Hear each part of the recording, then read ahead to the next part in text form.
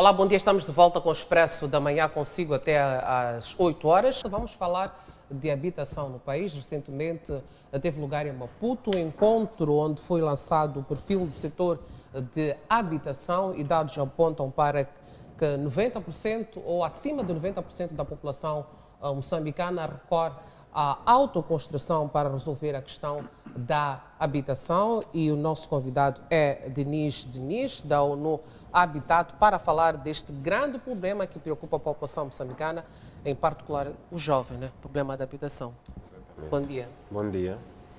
Diniz, esta questão da habitação, recentemente vocês fizeram, houve um lançamento daquilo que é o perfil do setor da habitação. Antes houve um estudo. Portanto, o estudo do perfil do setor da habitação em Moçambique teve dois grandes objetivos. Portanto, a ONU Habitat, juntamente com o governo, particularmente o Ministério das Obras Públicas, Habitação e Recursos Hídricos, através da Direção Nacional da Habitação, estivemos a fazer o estudo para, primeiro, fazer um levantamento da situação atual sobre aquilo que é a habitação, com números concretos, e para fazer primeiro uma disseminação daquilo que é a situação da habitação no país, para todos aqueles que estão interessados a intervir no setor ter uma informação estruturada de todas as ações transversais, todos os assuntos transversais que têm a ver com a habitação.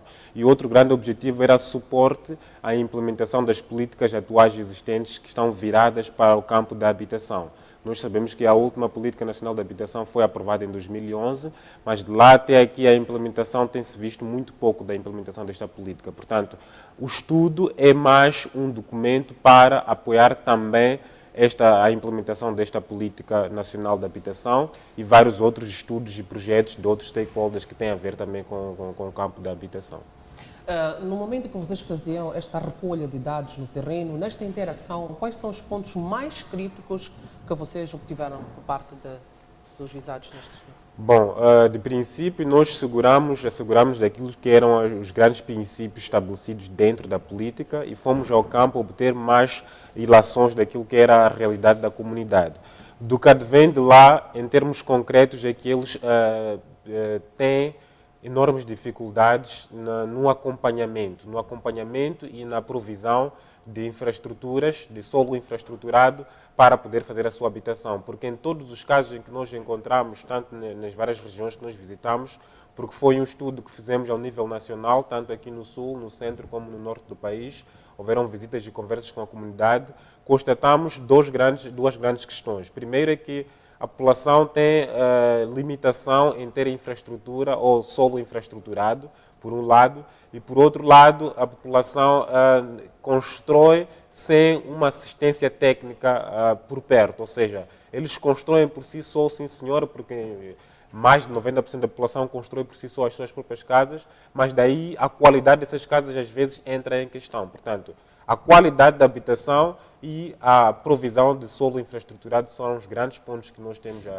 Esse solo infraestruturado, o que é que quer dizer? Portanto, significa um solo com provisão de arruamentos ou estradas, vias de acesso, água, luz e outros serviços básicos. Então, também proximidade com serviços, né? A dificuldade não é a construção, é acesso à terra e a infraestruturas, não é? Na sua maioria, nós determinamos ou nós concluímos que a população constrói as suas casas. Elas constroem, porque como os dados mostram, mais de 90% está a fazer autoconstrução. Portanto, construir parece que não é problema. O problema aqui é ter terreno infraestruturado e como construir com eficácia, ter uma boa construção resistente a vários intempéries que nós temos. E quais são as alternativas para ultrapassar estas questões? O que o estudo propõe é que não só o governo, mas outros parceiros de cooperação no campo da habitação reafirmem o seu compromisso em provisão de solo infraestruturado e provisão de serviços para a população.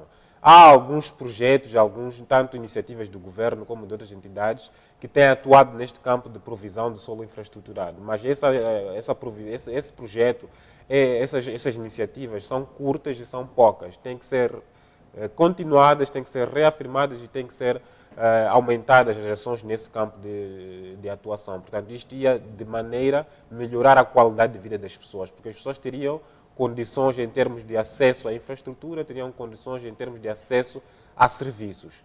O outro ponto interessante é que o governo também tem que associar esta provisão de solo e infraestrutura à questão de assistência técnica, porque como nós vimos, o nosso país é assolado por diversas questões climáticas e mais de 60% das pessoas vivem em áreas de risco. Portanto, essas áreas em que as pessoas vivem, elas têm que adaptar-se às tecnologias de construção àquela realidade de cada um desses locais que sofrem dessas questões climáticas. E a questão do acesso aos doados. Nós temos visto e também reportado várias situações do acesso aos doados, que tem sido uma grande dor de cabeça por parte da população. Portanto, a questão do acesso ou provisão de solo infraestruturado, ela está muito ligada também ao doado. Porque do momento em que o governo entrega terreno infraestruturado, entrega ao mesmo tempo um título que é o doado. 90% da população não tem o doado, mas elas constroem, independentemente de ter o doado ou não, porque a habitação é uma necessidade básica. Portanto, quer que o governo dê ou não doado, dê ou não licença de construção, as pessoas não têm outra alternativa senão construir porque elas precisam de um teto. Agora, esta questão também tem que estar associada à provisão de um terreno organizado, infraestruturado e próximo a serviços ou a futuros serviços que já se prevêem para a sua instalação. Este estudo também aponta para uma grande oportunidade em todos estes problemas. Apesar disso, há grandes oportunidades para aquilo que é a geração de rendimentos, não é? Exatamente, porque na verdade o que acontece é que as pessoas por si só, elas têm consciência da necessidade de habitação. Então, em torno dessa necessidade de habitação, surgem várias oportunidades, desde aquilo que tem que ser a atuação do governo até a atuação do mercado mais pequeno. Portanto, se nós formos andar aqui só pela cidade de Maputo, em regiões, nas fronteiras da cidade, nós encontramos sempre, em todos os bairros de expansão principalmente, pequenas ferragens e lojas de materiais de construção que vendem material e elas funcionam de sábado a sábado, ou seja, mesmo no fim de semana as pessoas estão lá a construir as suas casas e eles têm um maior rendimento. Portanto, tanto os que fazem a mão de obra como os que fornecem materiais de construção nessas zonas têm uma oportunidade enorme de avançar com esta indústria da construção. E as construções de casas resilientes, porque o país é atacado, vezes se encontra por várias intempéries da natureza. Como abordar a população para a necessidade de construir casas que não coloquem em risco a vida das populações?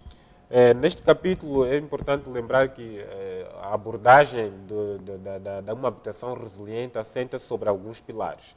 Primeiro, ela tem que ser adequada culturalmente ao local, tem que ser com tecnologias de baixo custo e elas têm que estar num contexto já determinado. Portanto, elas têm que ser de baixo custo, têm que ser adaptado às mudanças climáticas e têm que ser com tecnologias resilientes que possam resistir àquelas situações. Então, neste capítulo já tem vindo a acontecer alguns exemplos de projetos de habitação, particularmente em zonas de cheias e ciclones, que são as que mais afetam a população nacional, mas também não podemos deixar de lado a questão das secas e em alguns locais do país também os sismos e terremotos.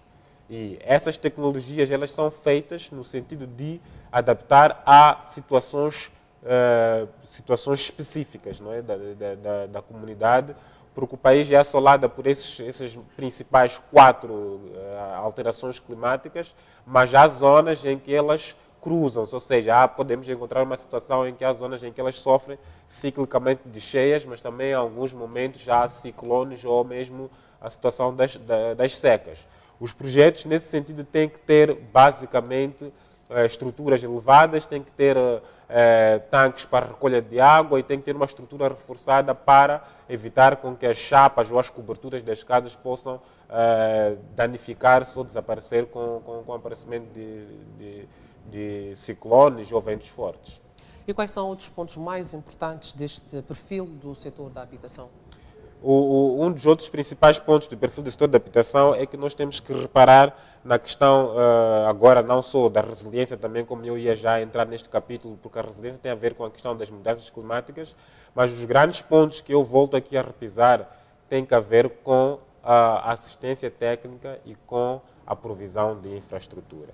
Outro aspecto que era já por parte do governo é em relação ao apoio institucional que ele tem que ser dado às pessoas que querem construir ou às pessoas que estão a atuar neste ramo da imobiliária. Porque o que constatamos é que as instituições elas existem, mas o capítulo da habitação está muito ramificado e não há muita coordenação entre essas instituições. Portanto, o reforço desta coordenação tinha que ser uma prioridade do governo. Eu acho que agora a reestruturação de instituições como o Fundo de Fomento ou a própria Direção Nacional da Habitação tem a ver um pouco com isto, que é perceber o que é que a população necessita e reestruturar-se institucionalmente para responder a esta preocupação da população.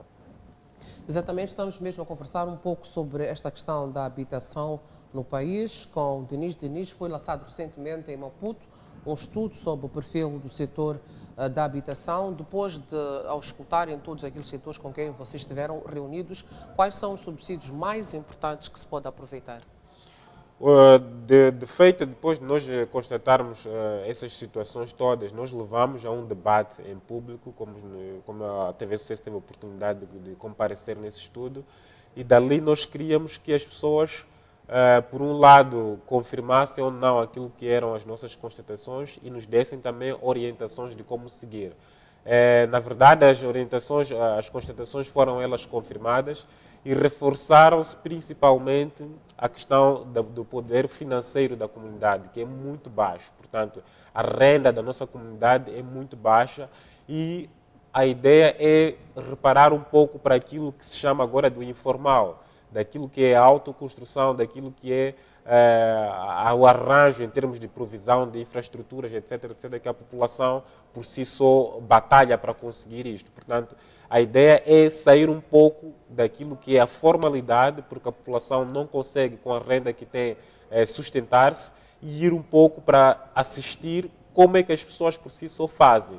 E dali procurar adequar aquilo que é o apoio, né, ou a estruturação do governo e dos outros interessados nesta área, para dar maior apoio a esta questão da construção, como as pessoas fazem.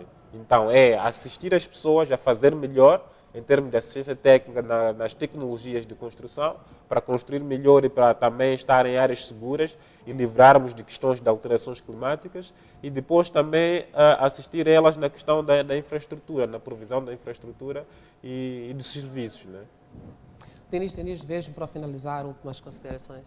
Portanto, as últimas considerações aqui iam mesmo direcionadas àqueles que estão a atuar nesta área da habitação. Dizer que o mais importante aqui é nós ajudarmos aquilo que são as políticas governamentais no sentido de aproximarmos da comunidade e colmatarmos a situação da habitação. Portanto, a habitação não é só 4 paredes, ela vai além das 4 paredes, ela é infraestrutura, ela é a proximidade de serviços, ela é o bairro em si. Portanto, a urbanização está muito ligada a esta questão da habitação.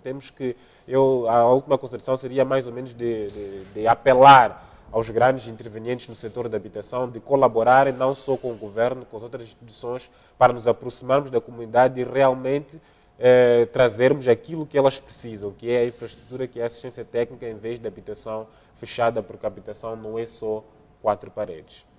Obrigado, Denis. Denis, da ONU Habitat, mesmo para finalizar esta conversa, acordar que a dificuldade da população moçambicana não é necessariamente não conseguir construir, mas sim é acesso à terra, também a infraestruturas como água e outras vias de acesso. Vamos, a esta altura, sair para um breve intervalo. Voltamos já.